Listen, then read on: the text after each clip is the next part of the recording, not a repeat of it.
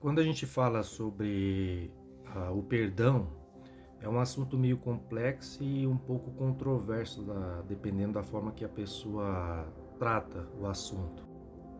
Algumas pessoas perdoam os outros, outras nunca perdoam. Perdoar não é um ato de concordar ou validar o comportamento que lhe feriu.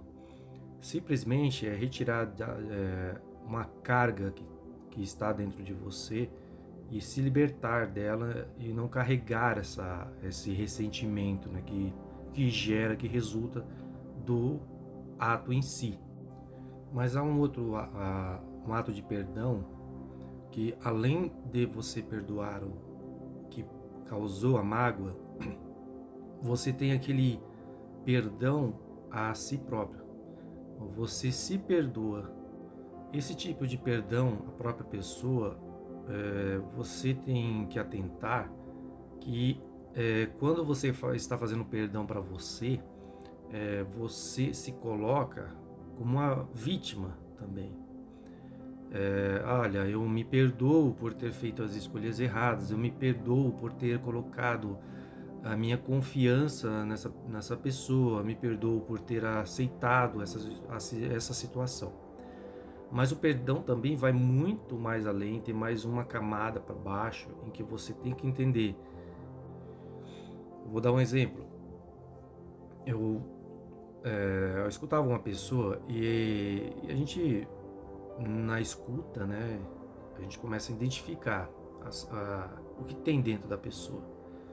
Então ela se colocava como uma régua do mundo, a régua de virtude, né, de padrão, do que é certo, né? Ela criou esse mecanismo de defesa, de se colocar acima dos outros, né? Uma vez que ela considerava que ela tinha se redimido do passado dela, então ela começou a criticar veementemente as ações das pessoas no presente, né?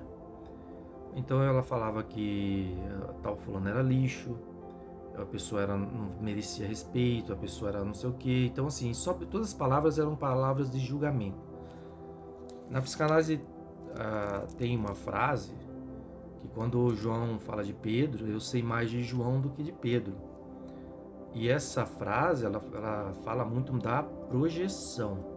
Quando você projeta nas pessoas aquilo que você não aceita em você.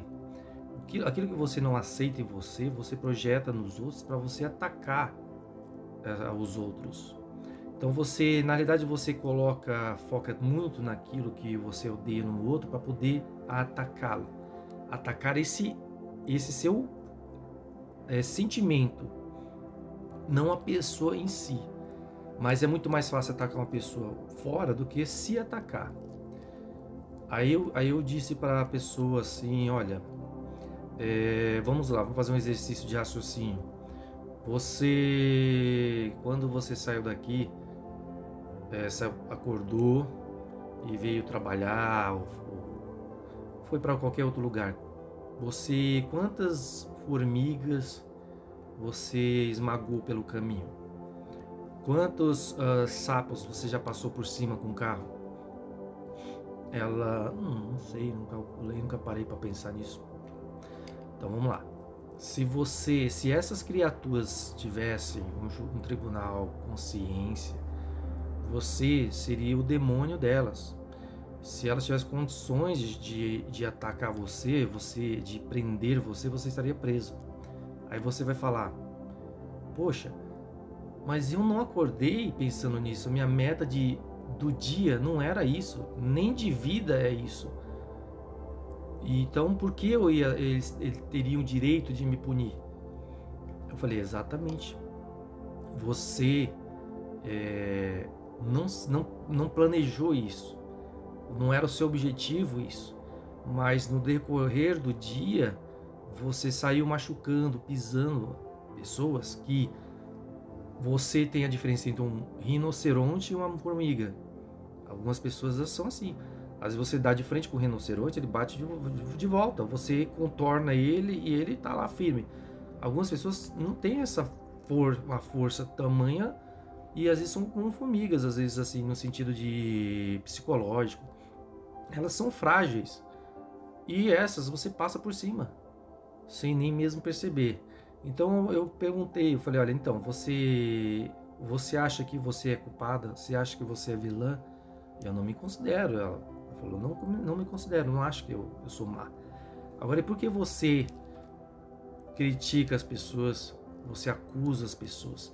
Às vezes a interação que você teve, às vezes o ato que ela tem em si, não necessariamente o objetivo dela era prejudicar você.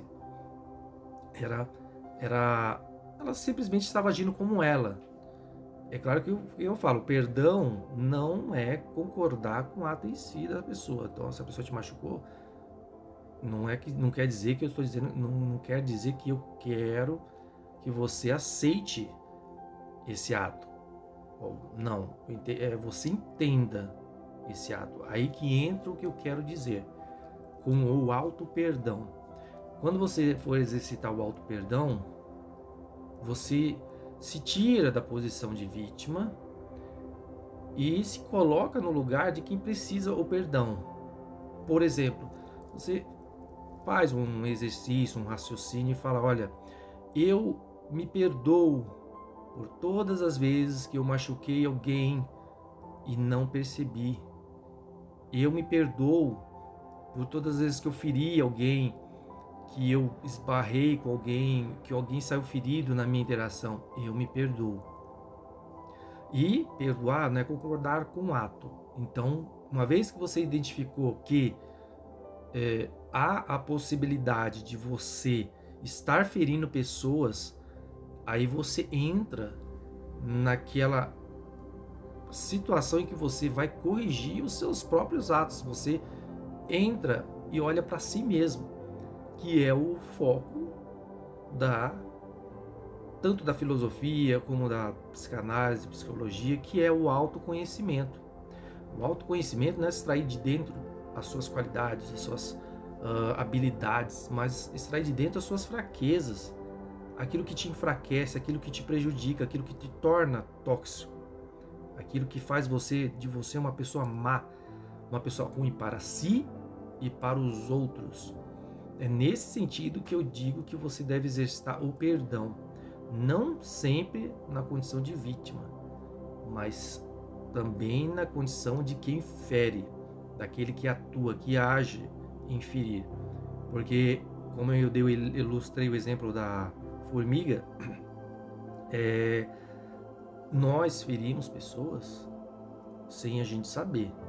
Nós já machucamos muitas pessoas, até no caminho da virtude, até no caminho do bem, a gente pode ter esmagado uma formiga. E o autoconhecimento, a autoanálise faz você sempre estar atento em olhar para o chão, onde estão as coisas mais frágeis. Aquelas que estão à altura da sua vista, geralmente estão no seu tamanho, estão num poder de disputa, de espaço e de defesa semelhante ao seu, tanto à sua altura como acima de você. Agora você tem que exercitar, olhar um pouco para baixo e ver as pessoas que estão fora do seu ângulo de visão e que estão numa posição de fragilidade. O autoconhecimento vai tirar você dessa condição de fragilidade, te jogar numa altura ideal, como também vai observar, estimular que você observe, para que não pise nas pessoas e acolha as pessoas que estão na posição de fragilidade.